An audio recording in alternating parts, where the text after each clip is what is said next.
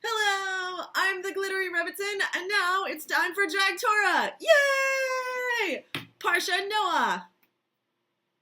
You might be wondering, why Drag Torah?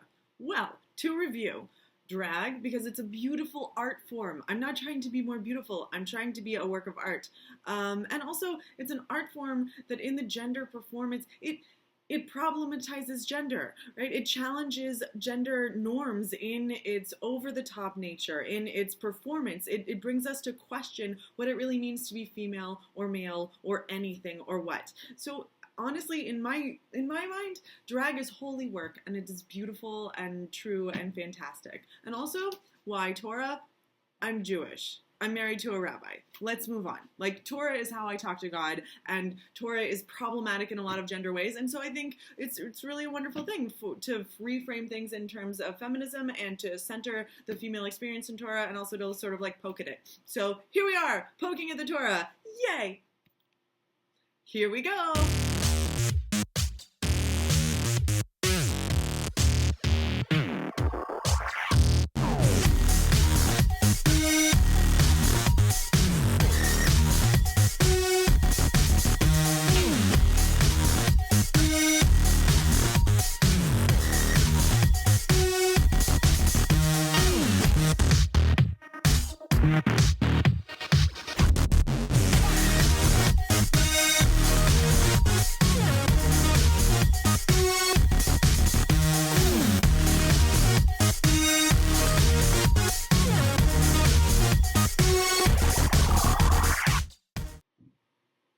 Hey! Parsha Noah! And just so everyone can see, my hair. The higher the hair, the closer to God, as they say in Texas. I'm sure there's some rabbi out there saying that. So, we have Parsha Noah. Rainbows! Yay! Is this the gayest ever? No. No, it is not. It is actually worse than last week. So last week was a 4 on the How Sexist Is It scale, and Noah, I think it's a little higher. I'm just going to say it's a little bit higher. So looking at Noah, the positives that I can say as far as women's place in Noah is there's no explicit sexual assault involving women. I'm not sure about the men, but if we are centering women's experiences in the Torah, there is no explicit sexual assault in Noah. Also, there is no active abuse of women explicitly stated in Noah. Thus concludes the positive things that one can say as far as women in Noah. This is not to say that it's the worst ever. If it's the worst ever, it would have been a 10 on the 1 to 10 How Sexist Is It scale. But this is actually, it's like a 5 because there are many worse things out there. There are many worse things in the Torah. So, that said, looking at Noah, Noah is named, of course, for the biblical man on the boat. We've got Noah, who is told, put everyone on a boat because the world is evil and God is going to flood it.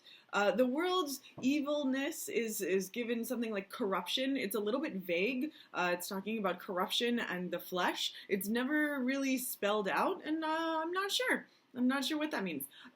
But looking at with what's going on, Noah in general, there's a lot of stories in this region of the world in a certain amount of time that are flood stories. It's regeneration stories. It's like Bereshit, but all over again. You have to create everything over again. There's the waters, there's the lands, there's a dove, there's a raven, things fly off, and we have to sort of start from square one. It's kind of scary in thinking about our biblical friends back in the day, looking at what they would have looked at and how they would have felt about all of this. But in an interesting way, it's worse than Bereshit. It's worse than the very first, where we have women who are created as helpmeets for men, and we've got Eve who eats the apple or the fruit of the knowledge of good and evil, and thus, certain people believe that that's, the origin of sin in the world, and everything can be traced to women, and that's bad. This is actually a little worse because we don't even have female characters. We have we just have wives, and they're not named. Like, no wife in here is named. We don't know Mrs. Noah's name. We don't know Noah's sons' wives' names. We don't know really any female characters' names. It's pretty standard in the Torah to leave out women, and this is one of those like classic moments of, oh right, and the girls were there too. Cool. So that's not the best.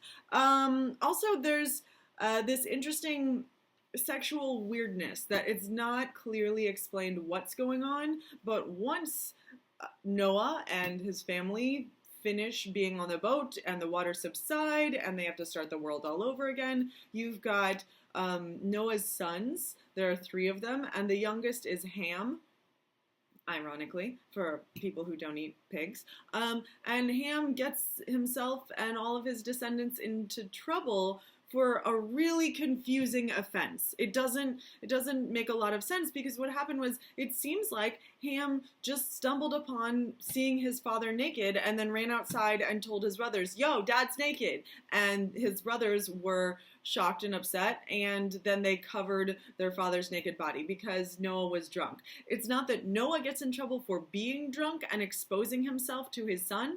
It's not that anything like this gets, it's there's something strange going on. But it's not actually explained what's happening, and it's not actually happening to women. So if we're centering the female experience in the Torah, this gets a 5. Thank you, Parsha Noah. And there you have Drag Torah for the week. Yay!